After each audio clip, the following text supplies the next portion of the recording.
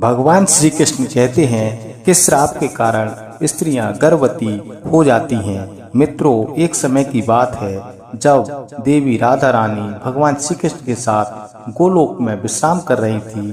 तब देवी राधा भगवान श्री कृष्ण से कहती हैं, हे प्रभु, आज मेरे मन में कुछ प्रश्न उठ रहे हैं, कृपा करें और मेरे मन की जिज्ञासा को शांत करें। तब भगवान श्री कृष्ण मुस्कुराते हुए बोले, हे देवी राधा, आपके मन में जो भी प्रश्न है निसंकोच होकर कहें, मैं इन प्रश्नों के उत्तर आपको अवश्य ही दूंगा। मित्रों, तब राधा रानी कहती हैं, हे प्रभु, मेरे प्रश्न यह है कि किस श्राप के कारण महिलाओं को गर्भवती होना पड़ा तथा केवल नारी जाति को ही गर्भवती क्यों होना पड़ता है। प्रभु, ऐसा भेदभाव क्यों होता है, मैं जानना चाहती हूँ। तब भगवान श्री कृष्ण कहते हैं, हे देवी, आपने जो प्रश्न किए हैं उनके उत्तर थोड़े विचित्र हैं, किंतु मैं आपको इसके विषय में एक महत्वपूर्ण कथा सुनाता हूँ। वैदिक काल में हजारों ऋषि परमपिता ब्रह्मा जी द्वारा उनके वीर और तेज से उत्पन्न हुए थे। उन्हीं में से कुछ ऋषि तथा मुनियों के पेट से देवों का जन्म हुआ था, तो वहीं कुछ मुनियों के तेज से दैत्यों का भी जन्म हुआ था। ऐसे ही एक ऋषि सतयुग में हुए थे जिन्होंने औरतों को गर्भवती होने का श्राप दिया था। तब देवी राधा बड़ी ही आतुरता के साथ पूछती हैं, हे प्रभु, तो कौन थे वे ऋषि जिन्होंने औरतों को गर्भवती होने का श्राप दिया, और कौन थी वह संसार की पहली स्त्री जो एक ऋषि के श्राप से गर्भवती हो गई थी। भगवान श्री कृष्ण कहते हैं, हे देवी राधा, यह सतयुग काल की बात है जब परमपिता भगवान ब्रह्मा जी के मानस पुत्र ऋषि पुलस्त्य सिमेरु पर्वत के उच्च बिंदु पर स्थित आश्रम में घोर तपस्या कर रहे थे। उसी समय ऋषि को अत्यंत कठोर तप करता देख अन्य ऋषि कन्याएं विचलित होने लगी और वे अपने मन को शांत करने के लिए उन्हीं ऋषियों के समीप जाकर उनकी तपस्या में बाधा डालने लगे। तभी ऋषि पुलस्त्य जी ने क्रोध में आकर वहां उपस्थित सभी कन्याओं को श्राप दे दिया कि अब जो भी उनके सामने स्त्री आएगी, उनकी नजर पड़ते ही वह कन्या गर्भवती हो जाएगी। ऋषि पुलस्त्य जी की बात सुनकर वहां मौजूद सभी स्त्रियां डरकर वहां से भाग गईं। लेकिन ऋषि कर्दम की जो कन्या थी वह ऋषि पुलस्त्य के श्राप के बारे में कुछ भी नहीं जानती।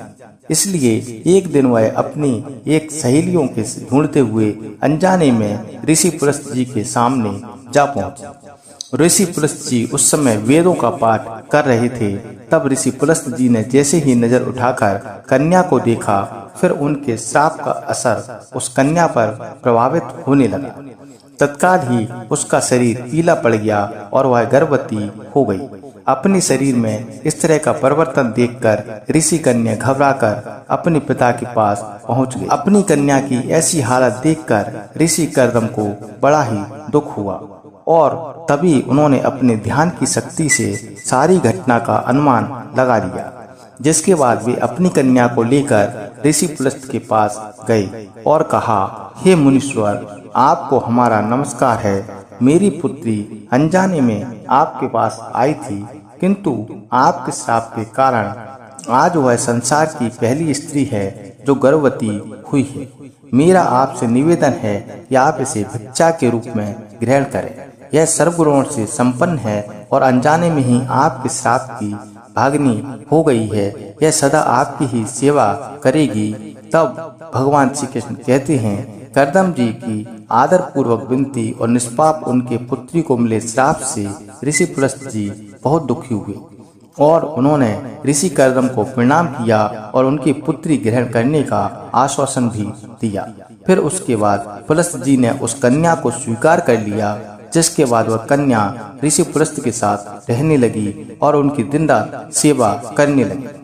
उनकी सेवा भाव से अत्यंत प्रसन्न होकर ऋषि पुलस्त्य जी ने एक दिन उनसे कहा, हे देवी, मैं तुम्हारी सेवा भाव से बहुत प्रसन्न हुआ हूँ, इसलिए मैं तुम्हें अपने समान पुत्र प्राप्ति का वर देता हूँ।